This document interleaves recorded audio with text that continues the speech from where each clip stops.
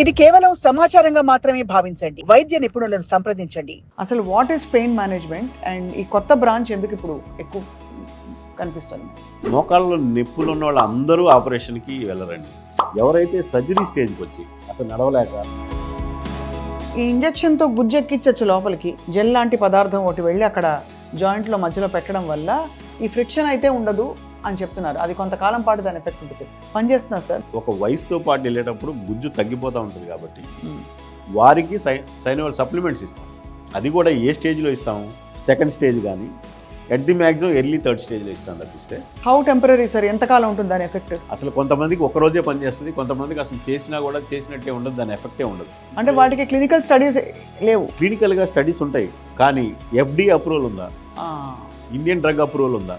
ఆ గుజ్జెక్కిస్తే రీప్లేస్మెంట్కి వెళ్ళరు అనేది అబద్ధం. ఆ గుజ్జిస్తే తాత్కాలిక ఉపశమనం అంటే కొంతమందిలో పాసిబిలిటీ. 1-2 స్టేజెస్కి, అర్లీ 3 స్టేజెస్కి ఏమేమి ట్రీట్మెంట్లు? ఇప్పటివరకు ఒక పేషెంట్కి కూడా నేను పీఆర్పీ చేయలేదండి.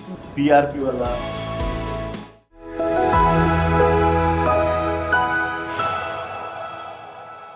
పెయిన్ మేనేజ్మెంట్ క్లినిక్స్ వచ్చాక జాయింట్ రీప్లేస్మెంట్ ఇలాంటి సర్జరీలు అవసరం లేదని చెప్పి వాళ్ళు ఇంజెక్షన్తో, మందులతో, రెడ్ లైట్ థెరపీ తోటి దాంతో తగ్గించేస్తూ ఉంటున్నారు. అసలు what is pain management and ఈ కొత్త బ్రాంచ్ ఎందుకు ఇప్పుడు ఎక్కువ కనిపిస్తుంది మనకి? మోకాళ్ళలో నొప్పులు ఉన్న వాళ్ళు అందరూ ఆపరేషన్కి వెళ్ళరండి. సో మోకాళ్ళ నొప్పులు ఉన్న వాళ్ళలో only 10% of people will go for joint replacement. ఒక జీవితంలో మోకాళ్ళ నొప్పి రాగానే వచ్చిన ప్రతివాడు ఆపరేషన్కి వెళ్ళడు. సో ఎవరైతే సర్జరీ స్టేజ్కి వచ్చి అసలు నడవలేక, దైనందిన కార్యక్రమాలు చేసుకోలేక అటువంటి వారు మాత్రమే సర్జరీకి వస్తూ ఉంటారు. మీరు మీ ఇంటి చుట్టుపక్కల పరిసరాల్లో కానీ మీరు ఎక్కడైనా గమనిస్తే రీప్లేస్మెంట్ చేసుకున్న వాళ్ళు చాలా తక్కువ మందిగానే కనపడుతుంటారు. అవును, అంత ఫ్రీక్వెంట్గా ప్రతి ఇంట్లో 2-3 ఉంటాం, అటువంటిది మనకు కనపడదు. సో ఎప్పుడైతే ఓన్లీ పెయిన్ ఉండి ఆపరేషన్ స్టేజ్కి రాని వాళ్ళు చాలామంది ఉంటారు. So pain management is very much important. So pain management చేసేటప్పుడు ఏంటి మార్గాలు ఏంటి, ఏ మార్గం ద్వారా చేస్తే పెయిన్ తగ్గుద్దని మనం చూస్తే ఫస్ట్ అండ్ ఫార్మోస్ట్ పెయిన్ మేనేజ్మెంట్లో మాకు తెలిసినది స్టేజ్ 1లో ఎవరికైనా ఫిజియోథెరపీ ఎక్సర్సైజ్ చెప్తాం. కొంత ఎక్సర్సైజెస్ చేయండి, కొన్ని రకాల ఎక్సర్సైజ్ చేయండి, దానివల్ల మీకు pain requirement, pain management tablets requirement తగ్గిపోద్ది. రెండోది అసలు అవసరం లేకుండా ఉంటుందని చెప్తాం ఫస్ట్ స్టేజ్ ఆఫ్ థింగ్స్. ఇక సెకండ్ స్టేజ్ ఆఫ్ థింగ్ వెళ్ళినప్పుడు వారంలోనో నెలలోనో ఎప్పుడైనా అవసరమైనప్పుడు ఒక ట్యాబ్లెట్ తీసుకోమని చెప్తాం. ఎక్కువగా పెయిన్ ఉన్నప్పుడు యాంటీ ఇన్ఫ్లమేటరీ పెయిన్ కిల్లర్సే. వాడుక భాష చెప్పాలంటే నొప్పికి నొప్పి బిళ్ళలే ఇవ్వాలి కానీ నొప్పికి గుజ్జుబట్టే బిళ్ళలు, నొప్పికి వేరే బిళ్ళలు ఇస్తే నొప్పి తగ్గదు. సో ఇవన్నీ ఏంటంటే మీరు ఎప్పుడైనా ఒక ప్రిస్క్రిప్షన్లో చూసినట్లయితే ఒక పెయిన్ కిల్లర్ ఉండి మిగతా 4-5 ఉంటాయి సప్లిమెంట్స్. ఇప్పుడు మీరు గుజ్జుబట్టే బిళ్ళలు అంటే అవి food supplements, they are not tablets. అమెరికాలో నుంచి మన వాళ్ళు ఇంటి బాటిల్స్ తీసుకొచ్చి మా అబ్బాయి పంపించారు, వాళ్ళు అక్కడి నుంచి పంపించారు గుజ్జుబట్టే బిళ్ళలని. సో మనకి అమెరికా నుంచి వచ్చినాయి అంటే వాళ్ళు ఆన్ ద కౌంటర్, వాళ్ళకి ఎక్కడ ఫార్మసీలో వితౌట్ ప్రిస్క్రిప్షన్ ఇవ్వరు. ఏ ఫ్యాన్సీ స్టోర్లోనూ కొనుక్కొని మనకి రావాల్సిందే తప్పితే. సో ఇటువంటి ఫుడ్ సప్లిమెంట్స్. రెండోది చూస్తే కాల్షియం సప్లిమెంట్స్. భారతదేశంలో ఏంటంటే మోకాళ్ళు అరిగిపోతున్నాయంటే కాల్షియం తక్కువ అరిగిపోతున్నాయి అనుకుంటారు. కాల్షియం బోన్స్ కదా సార్? కాల్షియం అనేది బోన్కి పటుత్వం కోసం కానీ 2 ఎముకల మధ్యలో గ్యాప్కి కాల్షియంకి ఎటువంటి సంబంధం లేదు. కాకపోతే మన వాళ్ళు ఏంటి ప్రాబ్లము, కాల్షియం లేదండి మోకాళ్ళు అరిగిపోయినాయి అంటారు. సో ఆ supplement, calcium supplement, food supplement, pain Keller, ఇటువంటి అనేక రకాలైనటువంటి మేనేజ్మెంట్స్ ఉన్నాయి. ఇప్పుడు గుజ్జుబట్టే దాంట్లో కొన్ని వందల రకాలు వచ్చేసినాయి. డిసీజ్ మాడిఫైయింగ్ ఏజెంట్స్ అని చెప్పేసి చాలా రకాలు వచ్చేసినాయి. ఇవన్నీ కాదని చెప్పేసి లోకల్గా ఏం చేయాలి మోకాల దగ్గర అనేది ఒక నెక్స్ట్ కాన్సెప్ట్. అవును, రోజు పెయిన్ కిల్లర్ తీసుకుంటే కిడ్నీ ఎఫెక్ట్ అయిపోతుంది, క్రియాటిన్ పెరుగుతుంది. ఇండియాలో డయాలసిస్కి వెళ్ళే పేషెంట్స్ని మనం కానీ గమనిస్తే 20-25% ఆఫ్ దెమ్ పెయిన్ కిల్లర్స్ వాడే డయాలసిస్కి వెళ్తా ఉంటాం. అంత ఎఫెక్టివ్గా ఉంది. ఎందుకంటారు? ఒక్కసారి డాక్టర్ దగ్గరికి వచ్చి ఒక ప్రిస్క్రిప్షన్ రాపించు, ఇంకా మళ్ళీ మనకి ఒక 5-6 ఏళ్ళ తర్వాత కనపడతారు. డాక్టర్ గారు మీరు అప్పుడు ఇచ్చిన బిళ్ళ 6 ఏళ్ళ నుంచి వాడుతున్నాను, సాటిస్ఫైగా ఉన్నానని. ఇప్పుడు ఆ బిళ్ళ వేసినా నాకు తగ్గట్లేదని వస్తారు. సో ఇటువంటి unscientific use of pain killers, వీటి మూలంగా డయాలసిస్ పెరుగుతుంది, కిడ్నీ ఫెయిలియర్స్ పెరుగుతున్నాయి, కిడ్నీ ట్రాన్స్ప్లాంట్స్ పెరుగుతున్నాయి. సో వీటన్నిటినీ మనం దృష్టిలో పెట్టుకొని ఇవి కాదు, నెక్స్ట్ ఆప్షన్ ఏంటి పెయిన్ తగ్గడానికి? పుత్తూరు తైలం రాస్తారు కదా సార్. ప్రపంచంలో మోకాళ్ళకు ట్రీట్మెంట్కి ఉన్నటువంటి అనే వైద్యాలు ఇంకా దేనికి లేవు. హోమియోపతిలో, ఆయుర్వేదంలో, name the kind of therapies. ఒకళ్ళు మహాబీర గింజలు, ఫుడ్ సప్లిమెంట్స్, ఫుడ్తో ఎలా తగ్గించుకోవాలనే ఒక గ్రూప్ ఆఫ్ పీపుల్ దాని మీద ఆర్గ్యూ చేస్తారు. ఒక గ్రూప్ ఆఫ్ పీపుల్ మీరు చూసినట్లయితే హోమియో ట్యాబ్లెట్స్ వాడితే ఎలా తగ్గుద్ది అనేది. ఇంకొకటి ఆయుర్వేదం, రకరకాలైనటువంటి మూలికలు, రకరకాలైనటువంటి మిశ్రమాలు తీసుకుంటే ఎలా తగ్గుతాయి అనేది అదొక గ్రూప్ ఆఫ్ పీపుల్ చెప్తూ ఉంటారు. ఇవన్నీ కాకుండా మనం చూస్తే మసాజ్ చేసేవాళ్ళు, ఆయిల్ సప్లై చేసేవాళ్ళు, ఇది ఒక గ్రూప్ ఆఫ్ పీపుల్ ఉంటారు. మీరు చెప్పే పుత్తూరు తైలాలు కానీ, ఇంకొక బాంబు కానీ, XYZ బాంబ్స్ కానీ, ఇవన్నీ కూడా అవే. ఎందుకంటే భారతదేశం 5,000 సంవత్సరాల నుంచి ఉన్నప్పుడు ఈ నొప్పి బిళ్ళలు వచ్చి 50 సంవత్సరాలే, ఈ రీప్లేస్మెంట్ వచ్చి లెస్ దాన్ 50 years. ఇంతకుముందు మోకాళ్ళ నొప్పులు లేవా అంటే ఉన్నాయి. అప్పటి నుంచి ఏం వైద్యం చేశారు? మన దగ్గర అవైలబుల్ ఉన్న వైద్యాలే చేసుకున్నారు. భరించినంతకాలం భరించారు, భరించలేని వాళ్ళు ఇంట్లో కూర్చున్నారు అప్పుడు, అంతేగాని రీప్లేస్మెంట్ చేసుకోలేదు. ఇప్పుడు వచ్చిన టెక్నాలజీ మూలంగా, సైన్స్ మూలంగా మనం ఆ వైద్యం మంచిది కాదు, ఈ వైద్యం మంచిది కాదని వాదిస్తూ ఉంటాం తప్పిస్తే రియాలిటీ ఏంటంటే నిజంగా ఆపరేషన్ స్టేజ్కి వచ్చి ఆపరేషన్ చేయించుకోగల స్టామినా ఉండి ఫైనాన్షియల్ ఎఫోర్డబుల్ అయిన వాళ్ళు చాలా తక్కువ మంది ఉంటారు కాబట్టి వారు ఆపరేషన్కి వస్తున్నారు. మిగతా వారు అన్నది ఇలాంటి చిట్కాల ద్వారా ఎంతో కొంత ఉపశమనం పొందుతున్నారు.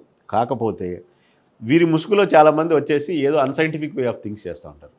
వారితో ప్రాబ్లం, కానీ సైంటిఫిక్గా చేసే ఏ టైప్ ఆఫ్ థింగ్ కూడా మనం వీ షుడ్ నాట్ సే ఇది కాదు అనే చెప్పడానికి లేదు. సరే, ఇదే క్రమంలో ఈ ఇంజెక్షన్తో గుజ్జెక్కించచ్చు లోపలికి, జెల్ లాంటి పదార్థం ఒకటి వెళ్ళి అక్కడ జాయింట్లో మధ్యలో పెట్టడం వల్ల ఈ ఫ్రిక్షన్ అయితే ఉండదు అని చెప్తున్నారు. అది కొంతకాలం పాటు దాని ఎఫెక్ట్ ఉంటుంది. పనిచేస్తున్నారు సార్, మన దగ్గర మీ దగ్గర కూడా ఉండే ఉంటుంది అది. సార్ ఇది సైనోవెల్ సప్లిమెంట్స్ అంటామండి. సో సైనోవెల్ సప్లిమెంట్స్ అంటే ఆల్రెడీ ఒక వయసుతో పాటు వెళ్ళేటప్పుడు గుజ్జు తగ్గిపోతూ ఉంటుంది కాబట్టి వారికి సైనోవెల్ సప్లిమెంట్స్ ఇస్తాం. అది కూడా ఏ స్టేజ్లో ఇస్తాము? సెకండ్ స్టేజ్ కానీ at the maximum early third స్టేజ్లో ఇస్తాం తప్పిస్తే, అంతేగాని పూర్తిగా జాయింట్ పైన ఉన్నటువంటి కార్టిలేజ్ మొత్తం పోయి 2 ఎముకలు ఒకదాని మీద ఒకటి కూర్చున్న తర్వాత మీరు జాయింట్లోకి ఎటువంటి ఇంజెక్షన్ ఇచ్చినా ఉపయోగం లేదు. సో ఈ సైనోవెల్ supplements they are all temporary fillings in the joint. How temporary sir? ఎంతకాలం ఉంటుంది దాని ఎఫెక్ట్? అసలు కొంతమందికి ఒక రోజే పనిచేస్తుంది, కొంతమందికి అసలు చేసినా కూడా చేసినట్టే ఉండదు, దాని ఎఫెక్టే ఉండదు. కొంతమందికి 6 months to 1 year దాని ఉండొచ్చు అని అంటారు. So these are unpredictable treatments అండి. అంటే వాటికి క్లినికల్ స్టడీస్ లేవు. క్లినికల్గా స్టడీస్ ఉంటాయి, కానీ FDA అప్రూవల్ ఉందా, ఇండియన్ డ్రగ్ అప్రూవల్ ఉందా? కొన్ని వైద్యాలు సక్సెస్ఫుల్ అని ప్రకటిస్తూ ఉంటారు. ఆ గుజ్జెక్కిస్తే రీప్లేస్మెంట్కి వెళ్ళరు అనేది అబద్ధం. ఆ గుజ్జు ఇస్తే తాత్కాలిక ఉపశమనం అంటే కొంతమందిలో పాసిబిలిటీ, అంతే తప్పిస్తే there is difference of wording. మీకు జాయింట్ లోపలికి ఇచ్చే ఇంజెక్షన్ ఏదన్నా కూడా తాత్కాలికమే అని మనం అనుకుంటా ఉంటాం. ఇప్పుడు మీరు చూసినట్లయితే 2 types ఆఫ్ కామన్గా మనం చూసే ఇంజెక్షన్స్ మీరు చూస్తే ఇది స్టెరాయిడ్ ఇంజెక్షన్. ఇట్లా స్టెరాయిడ్ ఈ కలర్లో ఉంటుంది. This is the most common form of injection మనం వాడేది. ఎందుకు స్టెరాయిడ్ వాడతాము అంటే ఇన్ఫ్లమేషన్, అంటే లోపల జరుగుతున్నటువంటి ఇన్ఫ్లమేషన్ తగ్గించడానికి మందు ఉన్నది స్టెరాయిడ్ ఒకటే. మనకు వస్తున్న నొప్పి మెయిన్ కారణం ఏంటి? కార్టిలేజ్ డ్యామేజ్ అవటం మూలంగా, చుట్టుపక్కల ఉన్న టిష్యూస్ డ్యామేజ్ అవటం మూలంగా బాడీ ఒక రియాక్షన్ క్రియేట్ చేస్తుంది. ఆ రియాక్షన్ తగ్గించడం కోసం మనం చేసే పని ఇది. సో దీన్ని చేసుకున్న తర్వాత 100 మందికి స్టెరాయిడ్ ఇంజెక్షన్ చేస్తే 50% ఆఫ్ దెమ్ రిలీఫ్ వస్తుంది, ఒక 30% ఆఫ్ దెమ్ టెంపరీ రిలీఫ్ ఉంటుంది. ఏదన్నా కానీ టెంపరీ. కొంతమందికి చేసినా చేయకపోయినా ఒకటేలాగా ఉంది డాక్టర్ గారు అని చెప్తారు. These are the facts.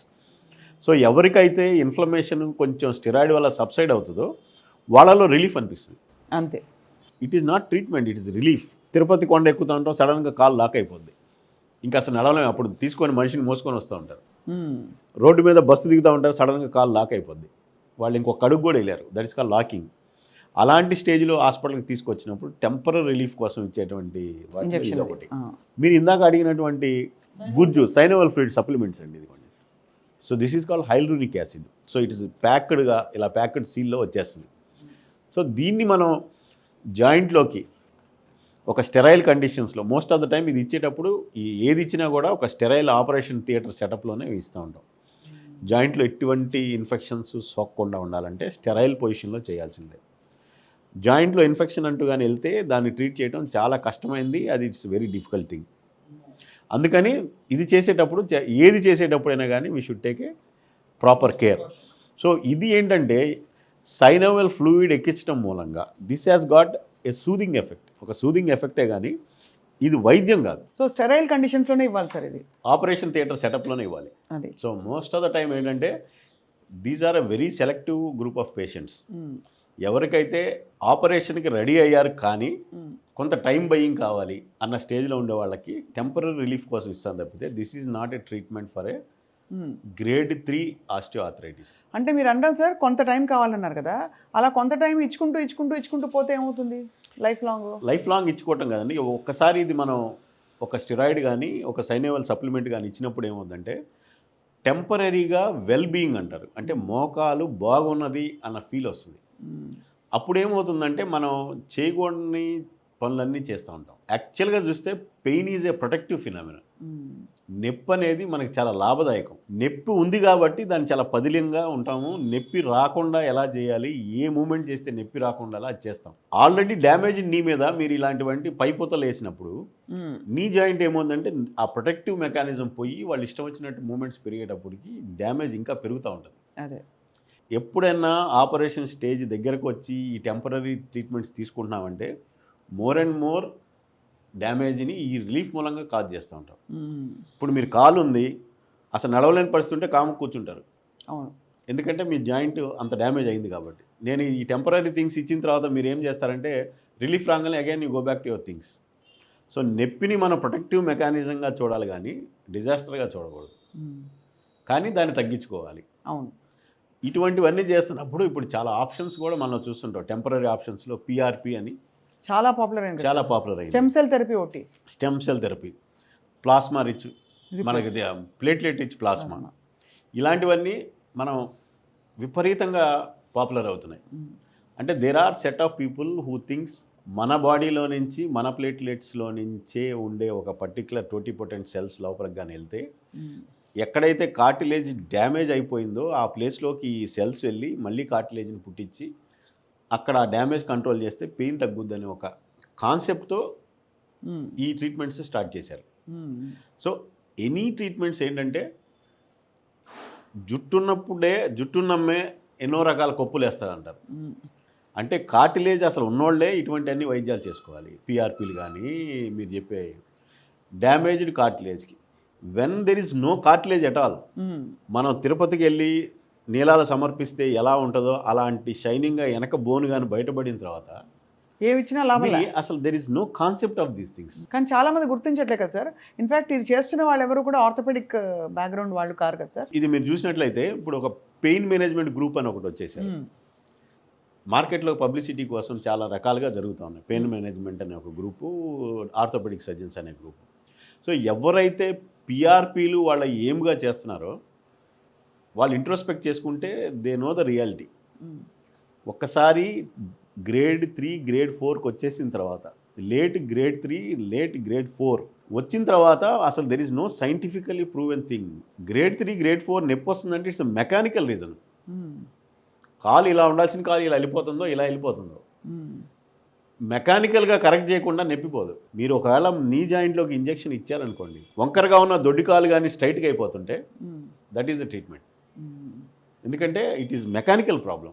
అవును, ఒక అలైన్మెంట్ని కరెక్ట్ చేస్తే నొప్పి తగ్గుద్ది. కానీ ఇంజెక్షన్ ఇస్తే నేను ఇంజెక్షన్ చేస్తాను మీ అలైన్మెంట్ కరెక్ట్ అయిపోద్ది అని కానీ ఆ ఇచ్చే డాక్టర్స్ ఫీల్ అయితే ఐ వెల్కమ్ దమ్. కానీ మెకానికల్ అలైన్మెంట్ రావాలంటే గ్రేడ్ 3 గ్రేడ్ 4లో ఒక మంచిగా అలైన్మెంట్ చేయాలంటే only surgery is the option. అవును, సర్జరీ చేయించుకోలేని వాళ్ళు ఎవరైతే ఉన్నారో, ఎవరికైతే సర్జరీ అంటే భయం, ఎవరైతే ఈ ఆపరేషన్లు చేయించుకోలేము అనుకునే వాళ్ళు నేను చెప్పేటటువంటి అనేక రకాల మీడియాలో వచ్చే వాటిని చూసుకొని ఏదో ఆశతో వెళ్తూ ఉంటారు. పేషెంట్స్ డాక్టర్స్ మీద విశ్వాసంతో ఆశగా వస్తారు. వచ్చిన పేషెంట్లని మనం ఒక సైంటిఫిక్గా అర్థం చేసుకొని వారికి నిజం చెప్పి దీనివల్ల ఉపయోగం ఉంటుంది దీనివల్ల ఉపయోగం ఉంటుందని చెప్పి పంపించిన రోజు పేషెంట్ ఎంత హ్యాపీగా ఉంటాడో తెలియదు కానీ డాక్టర్ డబుల్ హ్యాపీగా ఉంటాడు. సో ఆ హ్యాపీనెస్ నాకు వద్దనుకుంటే ఈ రకరకాల అన్నీ చేసుకోవచ్చు. అది చేస్తే తగ్గుద్ది, ఇది చేస్తే తగ్గుద్ది, సైంటిఫిక్ రీజన్ లేకుండా. సో ఎవరెవరైతే ఈ పెయిన్ మేనేజ్మెంటో ఏదైనా వాట్ ఎవర్ దేర్ కోర్సులో చేస్తూ ఉన్నారో సైంటిఫికాలిటీ, మెకానికల్ అలైన్మెంట్ కరెక్ట్ చేయకుండా పెయిన్ తగ్గటం అనేది లేదని గుర్తించిన రోజు అసలు గ్రేడ్ 4 గ్రేడ్ 3లో అవన్నీ ఆప్షన్సే కాదు. మీరు యాజ్ అన్ ఆర్థోపెడిక్ సర్జన్ 1-2 స్టేజెస్కి, అర్లీ 3 స్టేజెస్కి ఏమేమి ట్రీట్మెంట్లు లేకపోతే ఉపశమన మెథడాలజీ మీరు రికమెండ్ చేస్తారు? బికాజ్ పిఆర్పి అంత ఎఫెక్టివ్ కాదంటున్నారు. లేదు, మీరు పిఆర్పి చేస్తారా? ఇప్పటివరకు ఒక పేషెంట్కి కూడా నేను పిఆర్పి చేయలేదండి. So I'm not convinced or నా పరంగా పిఆర్పి వల్ల ఉపయోగం ఉంటుందని నమ్మే సర్జన్ నేను కాదు. సో నా కాన్సెప్ట్ ఏంటంటే నేను ముఖ్యంగా పేషెంట్స్కి లైఫ్ స్టైల్ మాడిఫికేషన్ అండి. రెండోది వచ్చేటప్పటికి వాళ్ళకి dietary management. So life style management చెప్తే ప్రతి డాక్టర్ చెప్తాడు కానీ పేషెంట్స్కి అంత దాన్ని పాటించడం అంత ఈజీ కాదు.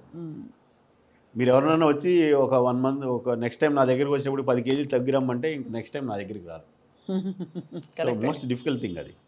సో కష్టమైనా కానీ వెయిట్ తగ్గితే జాయింట్స్ని కాపాడుకోవచ్చు. కానీ రెండోది మంచి ఫుడ్స్, ఈ కార్టిలేజ్ కోసం మంచి శాకాహారమైన భోజనాలు, కూరగాయలు, ఇటువంటి మంచి ఆహారం తీసుకోవాలి. మన వాళ్ళు ఏంటంటే మాంసాహారం తింటే ఎముకలు పటిష్టంగా ఉంటాయి అనేది పూర్తి అపోహ మాత్రమే. మటన్ సూప్ అనుకుంటారు సార్. మటన్ సూపు ఆపరేషన్ చేసినప్పుడు 10 కేజీలు ఉన్న మనిషి నెక్స్ట్ విజిట్లోనే 15 కేజీలే ఉంటాడు. ఎందుకు ఇలా అయ్యారంటే మటన్ సూపు, మటన్ చికెన్ బాగా పెట్టారండి, నాకు బోన్స్ బాగా అవ్వాలని. ఇది wrong concept.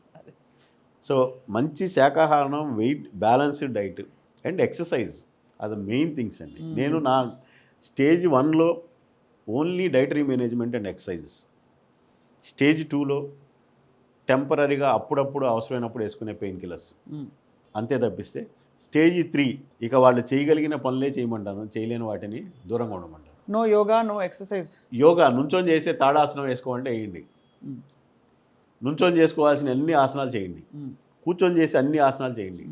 Especially knee joint 110 degrees కంటే ఫోల్డ్ అయ్యే ఏ పని చేయొద్దంట. అందులో మీకు చూస్తే మెయిన్ కష్టమైంది వజ్రాసనం, పద్మాసనం. ఇక మీరు కూర్చొని చేసేటువంటి వక్రాసనాలు, మీ ఈ name the asanas which sitting అండి, వాటిని అవాయిడ్ చేయమంటున్నాం. సో ఇటువంటివి చేసుకుంటే ఎవరైతే 3rd స్టేజ్కి వచ్చి ప్రతిరోజు ట్యాబ్లెట్ అవసరమై డైలీ పెయిన్ కిల్లర్ 1 లేక 2 పెయిన్ కిల్లర్స్ డైలీ అవసరమయ్యి, ఎవరికైతే నిద్ర డిస్టర్బ్ అయిపోయి అంటే నైట్ పెయిన్స్, ఎవరైతే కూర్చొని లేచేటప్పుడు ఫస్ట్ 15-20 అడుగులు ఇంపాసిబుల్గా ఉండి పడిపోతామేమో అన్న భయంగా ఉండి పెయిన్ కిల్లర్స్ వాడకపోతే లైఫ్ లేదు అన్న పేషెంట్లు అందరూ సర్జరీకి వెళ్ళాలి. చాలా సుస్పష్టంగా చెప్పారు సార్. ఇవాళ తెలియని చాలా కొత్త విషయాలు నేర్చుకున్నాం. అయితే మన నెక్స్ట్ ఎపిసోడ్లో ఈ రోబోటిక్ సర్జరీ అంటే ఇంకా ప్రెసిషన్తో ఎలా మనం సర్జరీ చేయొచ్చు, అడ్వాన్స్మెంట్స్ ఏంటి మీ నుంచి తెలుసుకోదలుచుకున్నాం. విల్ మేడం. Thank you sir.